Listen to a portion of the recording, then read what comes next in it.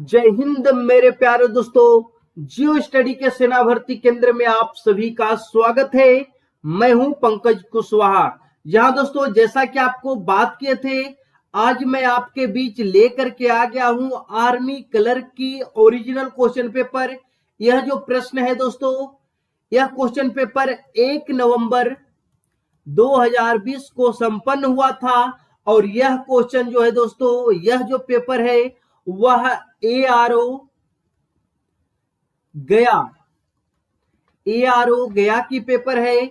यहाँ पे दानापुर इसलिए लिखा हुआ है क्योंकि यह दानापुर में एग्जाम हुई थी दोस्तों। तो चलिए बारी बारी से सारी प्रश्नों को देखते हैं। इस सेशन में आपको 1 से लेकर पूरे 50 तक का सॉल्यूशन मिलने वाला है, तो ध्यान से आपको इस सेशन को देखनी है दोस्तों। तो चलिए बिना समय गवाए हुए आज की सेशन की तरफ चलते हैं। हम फौजी इस देश की धड़कन हैं, हर दिल का हम प्यार माँ की धड़कन हैं।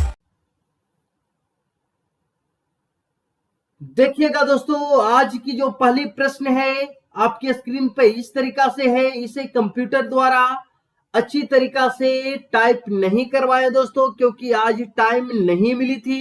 कोई बात नहीं है, आप इसी पेपर को अंग्रेजी और हिंदी दोनों में दिया हुआ है। आप जिस माध्यम में आपको आती है उस माध्यम में देखेंगे और इसे हल करने की कोशिश करेंगे। पहली प्रश्न है, रानी की वाव नामक वावड़ी किस प्रदेश में स्थित है? इसका सही आंसर जल्दी से लगाएंगे, क्या होगा? सही आंसर ऑप्शन डी हो जाएंगे। अगली प्रश्न 2 नंबर प्रश्न है दोस्तों, जिसमें कहा जाता है श्रीहरिकोटा किस राज्य में स्थित है? तो सभी विद्यार्थियों को पता होगा, श्रीहरिकोटा आंध्र प्रदेश में अवस्थित है, जो कि ऑप्शन बी में दे रखा है। अगली क्वेश्चन यानी कि 3 नंबर प्रश्न को देखिएगा। कहा जाता है ग्लैंड मास्टर किस खेल से संबंधित है? ठीक है, तो इसका सही आंसर खोजिए। तीसरे नंबर प्रश्न का क्या होगा दोस्तों? तो सही आंसर ऑप्शन डी हो जाएगा, गोल्फ इसका बिल्कुल सही आंसर होगा। चलिए नेक्स्ट क्वेश्चन की तरफ बढ़ते हैं।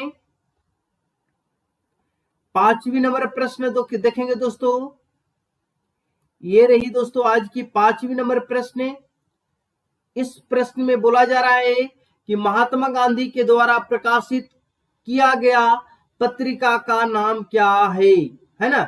वह पत्रिका का नाम खोजना है जो कि महात्मा गांधी द्वारा प्रकाशित किया गया था।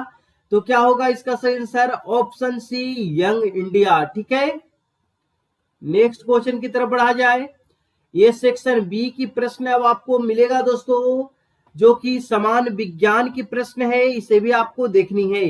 कहा जाता है यदि किसी रोगी के शरीर का तापमान 40 डिग्री सेंटीग्रेड हो तो फ़ारेनहाइट में इसका मान निकालना है। यदि आपको फॉर्मूला याद है तो आप बना लीजिएगा दोस्तों। क्या फॉर्मूला होती है इसका? तो C/5 बराबर F माइनस 32/9, ये फॉर्मूला होता है। इसी फॉर्मूला पे इसको बना देनी है। यानी C का वैल्यू दे रखा है कितना दोस्तों? 40। तो यहाँ पे बनाते हैं 40/5 बराबर F माइनस 32/9। अब इसे काट लीजिए, 8 बचे 40, क्रॉस मल्टीप्लाई करेंगे, 9 8 72 हो गया दोस्तों, बराबर F माइनस 32 हो गया। यहाँ पे अगर ये माइनस को ये साइड लाते हैं तो प्लस हो जाएगा, 72 प्लस 32 बराबर यहाँ पे F बचेगा। F का वैल्यू क्या होगा दोस्तों? इस तरीका से F का वैल्यू हो जाएगा 104 डिग्री फ़ारेनहाइट, जो कि ऑप्शन ये में दिया हुआ है। तो यदि आपका ऑप्शन ये है तो बिल्कुल सही होगा। ठीक है, नेक्स्ट क्वेश्चन 7 नंबर प्रश्न को देखते हैं। निम्न में से कौन सा विकल्प गैर नवीकरणीय संसाधन है? ठीक है, तो गैर नवीकरणीय संसाधन के बारे में दोस्तों आपको सही आंसर बताना है। क्या होगा इसका सही आंसर? 7 का सही आंसर जल्दी से बताएंगे, क्या होगा? तो इसका 7 का आंसर होगा ऑप्शन बी, कोयला। ठीक है, अगली प्रश्न 8 नंबर प्रश्न को देखिएगा। कहता आइंस्टीन ने खालिस्तान सापेक्षता सिद्धांत दिया था। तो आइंस्टीन क्या दिया था? जल्दी से बताएंगे। इसका सही आंसर होगा ऑप्शन ये, E बराबर mc², जो कि ए ऑप्शन में दिया हुआ है। तो यदि आपने ये ऑप्शन लगाया तो बिल्कुल सही है दोस्तों। चलिए नेक्स्ट क्वेश्चन की तरफ बढ़ते हैं। क्वेश्चन नंबर 9 आपके स्क्रीन पे दिखेगा, ये रहा, इसे भी आप बना लें। कहा जाता है कि सूर्य के चारों तरफ किसी ग्रह के रास्ते को क्या कहते हैं। ग्रह के रास्ते को खोजना है दोस्तों, क्या कहा जाता है उसे? ऑर्बिट। तो ऑप्शन इसका सी हो जाएगा। ठीक है, नेक्स्ट क्वेश्चन की तरफ बढ़ा जाए। क्वेश्चन नंबर 11 को देखिएगा, एक सेकेंड, 9 हो गया। तो 10 नंबर क्वेश्चन देखेंगे दोस्तों, ये रहा, हल कीजिए इसे। आंख के सामने का पारदर्शी भाग क्या कहलाता है? आंख के सामने के पारदर्शी भाग को क्या कहते हैं, जल्दी से बताएंगे। कॉर्निया। तो सही आंसर ऑप्शन सी हो जाएगा। नेक्स्ट क्वेश्चन, अब सेक्शन सी की प्रश्न है दोस्तों। सेक्शन सी की प्रश्न मैथ की होती है, तो इसे ध्यान से देख लेनी है। चलिए, सेक्शन सी की पहली प्रश्न आपके स्क्रीन पे है और यह थोड़ी सी लंबी प्रश्न है दोस्तों। एक नाव बहाव के विपरीत 12 किलोमीटर और बहाव की ओर 18 किलोमीटर की दूरी 3 घंटे में तय करती है, जब नाव बहाव के विपरीत 36 किलोमीटर और बहाव की ओर 24 किलोमीटर की दूरी 6 घंटे 30 मिनट में तय करती है, तो बहाव की वर्तमान गति निकालनी है। बहाव की वर्तमान गति क्या होता है? x माइनस वाई बटा 2 होता है। इसके लिए सबसे पहले आपको x का मान और y का मान निकालना होगा। तो x का मान और y का मान यदि आप निकालते हैं समीकरण से दोस्तों, तो इसका सही आंसर जो होगा वो क्या होगा? ऑप्शन ये हो जाएगा। थोड़ी सी लंबी है तो यहाँ पे जगह नहीं है, जिसके कारण सॉल्यूशन इसका नहीं दे रहे हैं दोस्तों, लेकिन ऑप्शन ये इसका बिल्कुल सही आंसर है। नेक्स्ट क्वेश्चन, 12 नंबर प्रश्न को देखिएगा। रमन एक परीक्षा में 456 अंक प्राप्त करता है, उसी परीक्षा में सीता 54% अंक लेती है, जो कि रमन से 24 अंक कम है। यदि कम से कम पास होने के लिए 34% अंक चाहिए, तो रमन के पास अंक से कितने ज्यादा अंक प्राप्त किए? ठीक है, बहुत बढ़िया प्रश्न है। चलिए देखते हैं जगह कहाँ पे है दोस्तों। जगह तो कम मिला है, चलिए यहाँ पे सोल्व करते हैं। देखिएगा, यहाँ पे बोल रहा है कि रमन का एक परीक्षा में इतना अंक लाया दोस्तों, और कहता है कि सीता 54% अंक लाती है, जो कि रमन से 24 अंक कम है। यानी कि यहां से निकाल लेंगे सीता का अंक। सीता का अंक कितना अंक कम है? 24 अंक। यानी कि 456 में से 24 अंक को घटा दिया जाए तो वो हो जाएगा सीता का अंक, जो कि कितना आ रहा है? 432 अंक। ठीक है, 432 अंक किसका हो गया? सीता का हो गया। ठीक है, अब देखिएगा पास होने के लिए कितना प्रतिशत चाहिए? 34%। और देखिएगा सीता कितना प्रतिशत लाया है? 54%। तो सिंपल सा निकाल लेंगे। 456 जो है दोस्तों वो कितना प्रतिशत है? ये सीता का अंक है, 54% हो गया। इससे आपको निकाल लीजिए 34% का मान। ठीक है, 34% का यदि मान निकाल लेते हैं तो आप इससे आगे की कहानी को बना सकते हैं। अब 400, यहाँ पे 432 होगा, 56 लिख दिए हैं, 432 सीता का अंक, ये सीता का अंक है 432। अब इसे सिंपल सा काटते हैं, कितना मर्तबे कटेगा? 8 मर्तबे। अब 34 गुना 8 गुना कर लीजिएगा, कितना होगा? तो 272 अंक हो जाएगा। पास होने के लिए 272 अंक लाना था, लेकिन रमन कितना अंक लाया है? 456 अंक लाया है। कितना अंक ज्यादा लाया है? तो 456 माइनस 272 कर लीजिए। 456 माइनस 272 कीजिएगा, कितना हो जाएगा? 184। और 184 अंक ज्यादा लाया है, ऑप्शन सी में दे रखा है दोस्तों। ठीक है, नेक्स्ट क्वेश्चन की तरफ बढ़िएगा। ये रही दोस्तों, निम्नलिखित में से सबसे छोटा खंड बताइए। सबसे छोटा खंड बताने के लिए क्या करेंगे? 2/5 8/25, 7/15, 2/5 या 3/10। सभी को एलसीएम ले लीजिएगा और एलसीएम लेने के बाद जो सबसे छोटा अंक आएगी दोस्तों वो कौन आएगी, तो आपका 3/10 जो कि ऑप्शन सी में दे रखा है। तो सही आंसर क्या हो जाएगा, सी हो जाएगा। ठीक है, अगले प्रश्न 14 नंबर प्रश्न को देखिएगा। एक वृत्त की परिधि तथा क्षेत्रफल के संख्यात्मक मान बराबर है, तो वृत्त की त्रिज्या का संख्यात्मक मान क्या होगा। ये क्वेश्चन है, ध्यान से समझेंगे। यहाँ पे कहता है कि परिधि और क्षेत्रफल बराबर है वृत्त का, है ना। तो वृत्त का परिधि और क्षेत्रफल दोनों बराबर है दोस्तों। परिधि बराबर 2πr होता है और क्षेत्रफल बराबर होता है πr²। अब यहाँ पे पाई से पाई काट दीजिए, 2r है तो 1r खत गया, r इक्वल टू क्या हो गया, 2 हो गया, जो कि ऑप्शन डी में दे रखा है। ठीक है, तो ऑप्शन डी बिल्कुल सही है। नेक्स्ट क्वेश्चन को देखिएगा दोस्तों, 15 नंबर प्रश्न है। इसका क्या निकालना है, मसा निकालना है। महत्तम समावर्तक 15, 30, 45 का मसा निकालेंगे तो मसा क्या हो जाएगा, 15 हो जाएगा, क्योंकि 15 दूना 30, 15 45, तो ऑप्शन इसका डी हो जाएंगे। ठीक है, नेक्स्ट क्वेश्चन की तरफ बढ़ा जाए। 16 नंबर प्रश्न को देखिएगा दोस्तों, क्या कहता है इस प्रश्न में। कहता है कि क्रमागत 2 विषम पूर्णांक संख्या ज्ञात करो जिसकी वर्ग का योग 290 हो। इसका ऑप्शन क्या हो जाएगा, ऑप्शन सी सही है, क्योंकि 11 का स्क्वायर करोगे 121 और 13 का 169।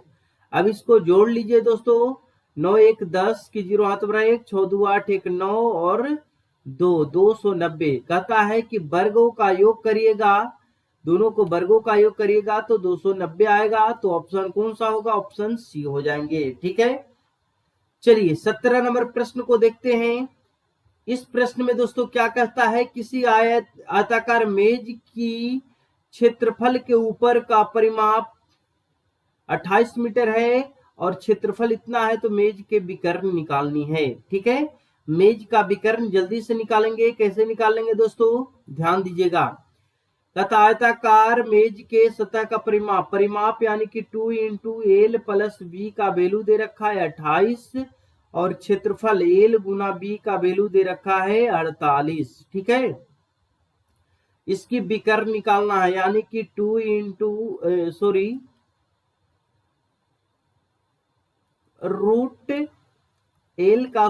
+ B² का मान निकालनी है। यही निकालनी है दोस्तों। जल्दी से कैसे निकाल लेंगे, फॉर्मूला होता है क्या, a + b का whole square equal to a² + b² + 2ab, ये होता है। अब देख लीजिएगा, a + b इसको काट लीजिए, 14 दूना 28, a + b का वैल्यू 14 हो गया, 14 का स्क्वायर कर लेंगे बराबर a² + b² रहने दीजिए + 2ab का वैल्यू दे रखा है 48, तो 48 से गुना कर लेंगे, 8 दूना 16 की 6, 4 दूने 8 1 9, 96 हो गया। 96 ने प्लस में है दोस्तों, वो साइड जाएगा माइनस में हो जाएगा। 14 का स्क्वायर 196 और -96 इक्वल टू क्या हो गया, 100 हो गया। यानी कि यहाँ पे लिखते हैं a² + b² इक्वल टू 100 हो गया। अब ये इसी को देखो, a यानी L² और b², इसका वैल्यू क्या आया है, 100 आ गया है और 100 का रूट है, यानी कि क्या हो जाएगा, L² + b² का रूट ओवर में 10 आएगा, जो कि ऑप्शन कहाँ दे रखा है, ऑप्शन बी में दे रखा है। ठीक है, थोड़ी सी आज परेशानी हो रही होगी क्योंकि आज थोड़ा सा टाइम नहीं मिला था, जिसके चलते पीडीएफ नहीं बनाए थे दोस्तों। ठीक है, चलिए नेक्स्ट क्वेश्चन 18 नंबर प्रश्न को देखिएगा। 20% बराबर 400, तो x का मान निकालनी है। x का 20% का मतलब 100 बराबर 400 दे रखा है। हल कर लेंगे, 1 0 से 1 0, 20 दूना 40। अगर इसे क्रॉस मल्टीप्लाई करते हैं तो कितना हो जाएगा, 2000, जो कि ऑप्शन कहाँ पे दे रखा है, ऑप्शन सी में दे रखा है दोस्तों। ठीक है, नेक्स्ट क्वेश्चन की तरफ रुख करते हैं। 19 नंबर प्रश्न देखेंगे दोस्तों, ये रही यहाँ पे छिपा हुआ है थोड़ा सा। ये 19 नंबर प्रश्न है जिसमें कहा जाता है दो संख्याओं का अनुपात दे रखा है, यदि प्रत्येक संख्या में 5 घटाया जाता है तो अनुपात इतना हो जाता है, तो संख्या निकालनी है। देखिएगा, संख्या मान लेते हैं 3/4 है, अनुपात को हटाएंगे 1 हो जाएगा, दो संख्याओं का अनुपात हो गया दोस्तों। अब कहता है कि इसमें 5 माइनस कर दिया जाए, 5 घटा लिया जाए, माइनस कर लिया जाए, तो क्या हो जाता है 5/7 हो जाता है। अब इसे क्रॉस मल्टीप्लाई कर लेंगे, 5 का 20, 7 21 है ना, 7 21 x माइनस 7 5 35 बराबर 5 का 20 x माइनस 5 5 25। यहाँ पे लाएंगे तो x इक्वल टू क्या हो जाएगा, ये वो साइड जाएगा, बराबर 10 हो जाएगा। x का वैल्यू 10 हो जाएगा। तो यहाँ पे देखिएगा मान पुट करना है दोनों का, तो 10 × 30 हो गया और 10 चौका 40 हो गया। 30 और 40 का सही आंसर होगा, जो कि ऑप्शन में नहीं दे रखा है दोस्तों। तो यह प्रश्न गलत था। देखिएगा, आपको 3-4 पेपर लगातार सोल्व करवाए हैं, जिससे आपको पता चल रहा होगा दोस्तों कि कहीं न कहीं एक प्रश्न जो रहती है वह किसी न किसी तरीका से फॉल्ट रहती है दोस्तों। आप इससे पहले वाला पेपर में भी देखे होंगे कि हर एक प्रश्न में एक क्वेश्चन फॉल्ट था, यहाँ भी क्या है, फॉल्ट है। तो इसका कोई भी ऑप्शन को चूज नहीं करना है, इसको खाली ब्लैंक छोड़ देना है, क्योंकि इसका सही आंसर 30 और 40 आ रहा है ना। चलिए नेक्स्ट क्वेश्चन को देखते हैं। 20 नंबर प्रश्न कहता है 500 रुपया पर 6% वार्षिक दर से 4 वर्ष का साधारण ब्याज निकालना है। देखिए, ब्याज ज्ञात करना है। अगर ब्याज में कौन सा ब्याज दे दोस्तों, नहीं दे कि साधारण ब्याज निकालना है या कि चक्रवृद्धि ब्याज, तो आपको सिंपल सा साधारण ब्याज निकाल लेनी है। ऐसा इक्वल टू क्या होता है फॉर्मूला, PRT/100 होता है। अब देख लीजिए 500 यहाँ पे दोस्तों गुना 6% है और 4 वर्ष है, बटा 100 कर लीजिए, 2 0 से 2 0 काट लीजिए, 6 5 30 गुना 4 कर लीजिए, 4 12 कितना हो गया 120, जो कि ऑप्शन ए में दे रखा है। ठीक है, ये थी टोटल 10 प्रश्न। मैथ की क्लर्क में 10 प्रश्न ही आते हैं दोस्तों। अब हम लोग देखने वाले हैं कंप्यूटर की प्रश्न। सेक्शन डी में हम लोग पहुंच चुके हैं। यहाँ पे कंप्यूटर की प्रश्न मिलने वाली है, ध्यान दीजिएगा। 21 नंबर प्रश्न है, कंप्यूटर की मदद से शिक्षा प्राप्त करने की लोकप्रिय विधि खाली स्थान कहलाती है।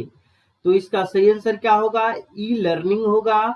तो ऑप्शन यदि आपने ये लगाया था तो बिल्कुल सही है। ठीक है, अगली प्रश्न कहा जाता है माइक्रोसॉफ्ट वर्ड के संदर्भ में RTF का विस्तृत रूप क्या होगा दोस्तों। तो RTF का विस्तृत रूप आपको पता है तो जल्दी से बताएंगे, क्या होगा इसका, रिच टेक्स्ट फॉर्मेट, यानी कि ऑप्शन सी हो जाएगा। ठीक है, अगली प्रश्न 23 नंबर प्रश्न देखते हैं। खाली स्थान की मदद से उपयोगकर्ता किसी फाइल का टाइप ज्ञात कर सकता है।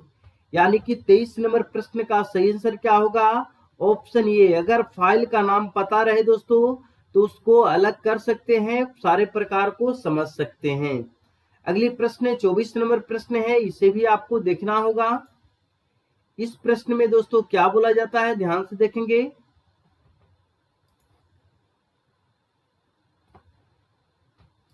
एक मिनट, हाँ, माइक्रोसॉफ्ट विंडोज एक खाली स्थान है। माइक्रोसॉफ्ट विंडोज क्या है दोस्तों, तो एक ऑपरेटिंग सिस्टम जो कि ऑप्शन में नहीं है। अगर ऑपरेटिंग सिस्टम ऑप्शन में रहता तो ऑपरेटिंग सिस्टम हो जाता, अगर नहीं है तो क्या हो जाएगा, ऑप्शन डी हो जाएगा, GUI। ठीक है, अगली क्वेश्चन 25 नंबर प्रश्न, कंप्यूटर के संदर्भ में मोडेम का विस्तृत रूप क्या होता है दोस्तों। तो इसका सही आंसर होगा ऑप्शन सी। ठीक है, मॉड्यूलेटर, डिमॉड्यूलेटर। तो ऑप्शन डी, यदि सी और डी आपने लगाया तो बिल्कुल सही होगा। ठीक है, ये थी टोटल सेक्शन ए का प्रश्न। और अब हम लोग चलते हैं इंग्लिश के सेक्शन में। तो आपको देखिएगा यहाँ पे थोड़ी सी आपको टाइमिंग मिलेगी। ये इस तरीका से इसका क्या है, पैसेज है दोस्तों। तो सबसे पहले आपको क्या करनी है, पैसेज को आराम से पढ़ लेनी है। पढ़ने के बाद देखिएगा यहाँ पे तो ज्यादा टाइम नहीं देंगे। देखिएगा इस तरीका से पैसेज होता है और इसी पैसेज को पढ़ने के बाद आपको 5 प्रश्न मिलेंगे और सभी प्रश्नों का सही उत्तर देना रहेगा। ठीक है, पैसेज एक बार देख लिया आप लोग। अब चलते हैं क्वेश्चन की तरफ, ध्यान देंगे। क्वेश्चन यहाँ पे देखिएगा इस तरीका से दिया हुआ है। इस प्रश्न 26 नंबर प्रश्न का सही आंसर आपको, अगर आपको आता है तो अच्छी बात है, नहीं आता है तो इसका सही आंसर ऑप्शन ये हो जाएगा। ठीक है, 27 नंबर अगर प्रश्न है दोस्तों तो 27 का सही आंसर आपको लगानी है। प्रश्न आपके स्क्रीन पे है, जल्दी से इसे पढ़े और सही आंसर लगाएंगे। क्या होगा इसका सही आंसर, डी होगा। अगली प्रश्न 28 नंबर है। 28 नंबर प्रश्न को पढ़िएगा और इसका सही आंसर लगाने की कोशिश करेंगे। तो इसका सही आंसर क्या होगा दोस्तों, ऑप्शन ये इसका सही हो जाएगा। 29 नंबर प्रश्न को देखते हैं और 29 नंबर प्रश्न आपको कहता है इसका सही आंसर लगाने के लिए पैसेज यदि आप पढ़े हैं तभी आप लगा पाइएगा, नहीं तो आप इसे सिंपल सा, आपके पास पेपर है तो आप इसे मिला लें ताकि आपको आगे पढ़ने में आसानी हो। ये 29 नंबर प्रश्न है तो इसका सही आंसर क्या हो जाएगा, ऑप्शन डी हो जाएंगे। ठीक है, 30 नंबर प्रश्न है दोस्तों, तो 30 नंबर प्रश्न का सही आंसर क्या हो जाएगा, बी हो जाएगा। ठीक है, हमने इससे पहले ही आपका ये सारा पैसेज पढ़ लिया था और इसका आंसर सही लिख लिया है। चलिए नेक्स्ट क्वेश्चन की तरफ बढ़ते हैं। अगली आपको सेकंड नंबर पैसेज मिलेगा, क्योंकि 2 पैसेज होता है तो सेकंड नंबर पैसेज यहाँ पे है। इससे भी 5 प्रश्न पूछी जाती है, छोटा पैसेज होता है तो इसे आपको पढ़ना है और पढ़ने के बाद ये 5 प्रश्न नीचे का बनानी है। अब इसका सही आंसर आपको लगा लेते हैं दोस्तों। 31 नंबर प्रश्न आपको स्क्रीन पे दिख रहा है, जिसका सही आंसर क्या होगा, ऑप्शन सी हो जाएंगे। 32 नंबर प्रश्न दिख रहा होगा दोस्तों, जिसका सही आंसर क्या होगा, इसका भी सी हो जाएगा। चलिए 33 नंबर प्रश्न को देखते हैं। 33 नंबर प्रश्न का सही आंसर क्या हो जाएगा, डी हो जाएगा। ठीक है, नेक्स्ट क्वेश्चन की तरफ बढ़िएगा। 5 प्रश्न होते हैं। 34 नंबर प्रश्न को देखिएगा, ये है। इसका सही आंसर दोस्तों क्या होगा, इसका भी बी हो जाएगा। 34 का बी बिल्कुल सही है। नेक्स्ट क्वेश्चन की तरफ बढ़िएगा। ये दोस्तों पैसेज का लास्ट क्वेश्चन है। 35 नंबर प्रश्न, इसका सही आंसर क्या होगा, ऑप्शन सी होगा। मेंस है तो ये सी आंसर बिल्कुल सही है। अगला 36 नंबर प्रश्न आपके स्क्रीन पे है। इसमें क्या करना है, आर्टिकल को चूज करना है, करेक्ट आर्टिकल को लिखना है दोस्तों। तो यहाँ पे करेक्ट आर्टिकल क्या होगा, ये होगा। ठीक है, ऑप्शन डी बिल्कुल सही है। 37 नंबर क्वेश्चन देखेंगे, इसका सही आंसर भी आपका सी होगा। ठीक है, अगली क्वेश्चन की तरफ बढ़िएगा। नेक्स्ट क्वेश्चन 39 नंबर प्रश्न है दोस्तों, देखिएगा यहाँ पे आ चुके हैं। इसमें आपको क्या करना है, ये आपको जोड़ करके सही बनाना है। पी यहाँ पे है, क्यू है, आर है, एस है, टी है, यू है, भी है, डब्ल्यू है और एक्स है। इसे क्या करना है, ज्वाइंट करना है और एक शब्द बनाना है जो कि करेक्ट होना चाहिए। क्या इसका सही आंसर होगा, सही प्रोसेस इसका क्या होगा दोस्तों, तो इसका सही आंसर आपका डी हो जाएगा। सबसे पहले कौन आएगा, क्यू, उसके बाद यू, इस तरीका से देख लीजिए और इसका सही आंसर क्या होगा, डी हो जाएगा। 40 नंबर प्रश्न को देखते हैं। 40 नंबर प्रश्न का सही आंसर उसी तरीका से देखना है, तो इसका सही आंसर क्या होगा दोस्तों, ये हो जाएगा। 41 नंबर प्रश्न को देखिएगा, इसका भी सही आंसर ये हो जाएगा। आपको इंग्लिश की प्रश्न पत्र को सोल्व करने के लिए आपको इसको सही ढंग से पढ़ने की जरूरत है, तभी सोल्व हो पाएगा दोस्तों, ठीक है। नेक्स्ट क्वेश्चन की तरफ बढ़ते हैं। ये रही आपकी अगली प्रश्न, 42 नंबर प्रश्न। इसमें एरर को पकड़नी है दोस्तों। तो 42 नंबर प्रश्न का सही आंसर क्या होगा, पहला का डी हो जाएगा। 43 नंबर प्रश्न पढ़िएगा तो इसका सही आंसर जल्दी से लगाएंगे, यदि आपको आता है तो सही लगाएंगे। 43 का सही आंसर ऑप्शन सी हो जाएंगे। 44 नंबर क्वेश्चन दोस्तों आपके स्क्रीन पे है, इसको जल्दी से पढ़ेंगे और इसका आंसर क्या होगा, इसका आंसर ये हो जाएगा, ठीक है। अगली प्रश्न की तरफ बढ़ते हैं, ध्यान देंगे। ये दोस्तों आ गई नेक्स्ट क्वेश्चन। इसमें आपको क्या करना है, ये मीनिंग है, 4 मीनिंग होती है और इसमें कौन सी मीनिंग सही है उसको खोजना है। तो आपको इसको सही आंसर क्या होगा, ऑप्शन इसका ये बिल्कुल सही है दोस्तों। अगली क्वेश्चन 46 नंबर है और 46 नंबर का सही आंसर क्या होगा, सी हो जाएगा। 47 नंबर प्रश्न है दोस्तों, जिसका सही आंसर क्या होगा, इसका सही आंसर बी हो जाएगा, ठीक है। अगली प्रश्न की तरफ बढ़ते हैं। ये रही 48 नंबर प्रश्न। इसमें क्या करना है,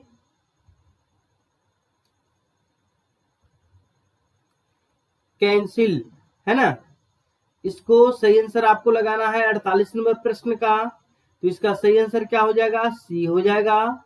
49 नंबर प्रश्न का सही आंसर क्या हो जाएगा दोस्तों, तो इसका भी सी हो जाएगा।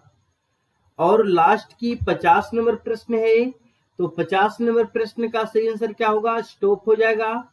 तो ये थी टोटल 50 प्रश्न जो कि क्लर्क की थी और 1 नवंबर 2020 को यह गया यारों में पूछी गई थी।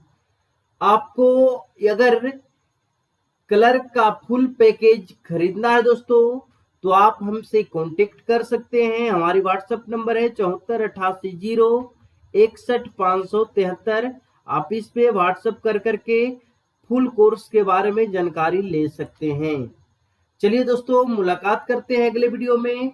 हाँ, जाने से पहले फिर से आपसे पूछ रहे हैं कि अगली वीडियो जो होनी चाहिए वो किस ARO की होनी चाहिए और उसमें कौन सी ट्रेड की होनी चाहिए दोस्तों, ये हमें जरूर बताएंगे।